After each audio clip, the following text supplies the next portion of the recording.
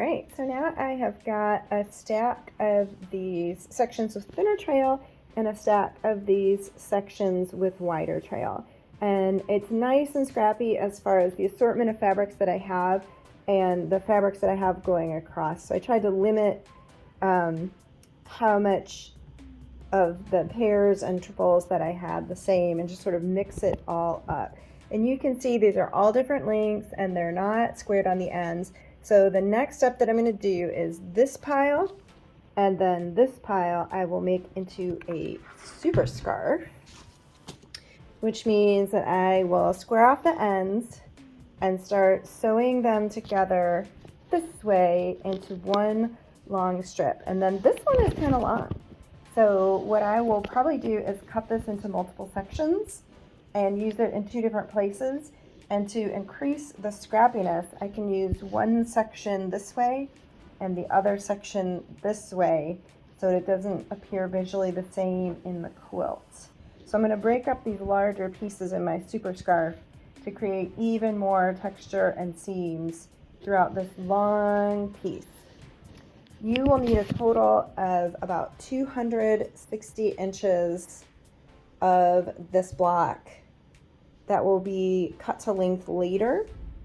And the reason I say about is because the more times I cut this block and reseam it, I'm going to be losing a little bit. So it really depends on how long your sections are, how many seams you take, how scrappy you like your look.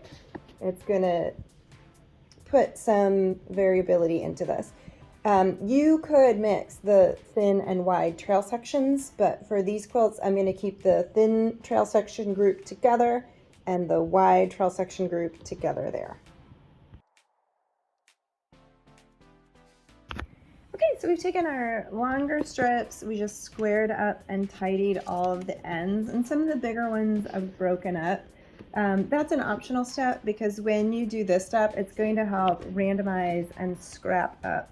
So we're just going to take any two strips, and for example, this same fabric appears in these two strips. So if I'm going to use them adjacent, I'm going to try to put them catty corner from each other instead of doing it this way, which would kind of undo some of the scrappiness we've created. So just randomly grab, and you know what I can do? I can just insert maybe this little guy in between here and break it up even more. So you want this nice and random. You're going to make one long strip, short end, butt it up to short end, sew them all together into what I call a super scarf. So I'm just chain piecing these units in kind of random pairs. And you do want to try to match points here where the trail section occurs. So you can just sort of ease those in. They should all be pressed open because of the random alignment. You're not sure which way the seams are going to go.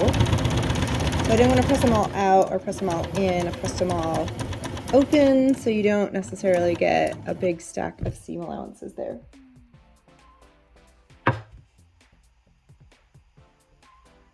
So just grab your two, yeah, I think I like that. If you do get two fabrics alike, it's okay because you'll have seams elsewhere and it will give the appearance that you have done a lot more work designing this color story than you have. I'm going to try to keep those seams open. I'm going to try to ease my points. But again, we're creating something that's based on something natural, which is never quite perfect. So if yours isn't perfect, it's just more natural, it's more realistic.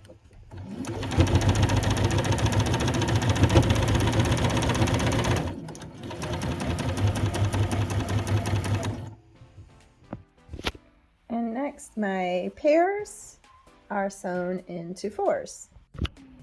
So I'm making samples for 2 quilts. You may not have this much because I still have my wide trail to go, but this is my thin trail, super scrappy, super scarf. And that did not unroll as I had hoped. We'll edit that out.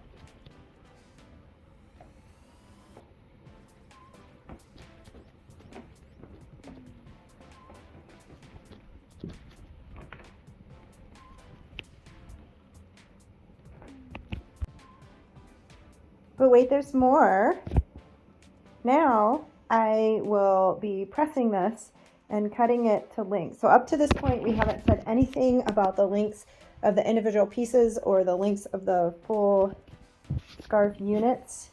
And we're going to be cutting these into lengths, and hopefully the ends of the blocks will be falling not along the seams so that you get even more scrappy texture inside the actual finished length blocks.